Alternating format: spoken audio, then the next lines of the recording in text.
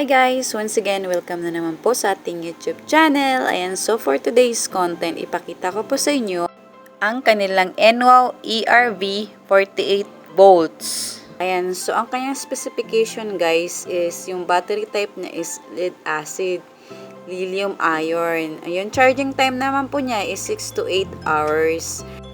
So, ang kanyang power differential motor, so naglalaro po siya sa 350 to 900 watts. So, ang kanyang millage po or yung kanyang takbo, nagre-range po siya ng 50 to 60 kilometers max per minute. So, ibig sabihin, 24 to 35 kilometers po ang kanyang takbo na pwede niyang takbuhin sa kung gaano kalayo yung kaya niya. Ayan, so dito naman po sa kanyang capacity is that na pwede po siyang kargahan ng 200 kilograms or 200 kilos na karga o i-load. Ayan, so ang kanyang price range naman guys is naglalaro po sa 36,000 pesos. Pwede siyang hulugan or pwede din po installment.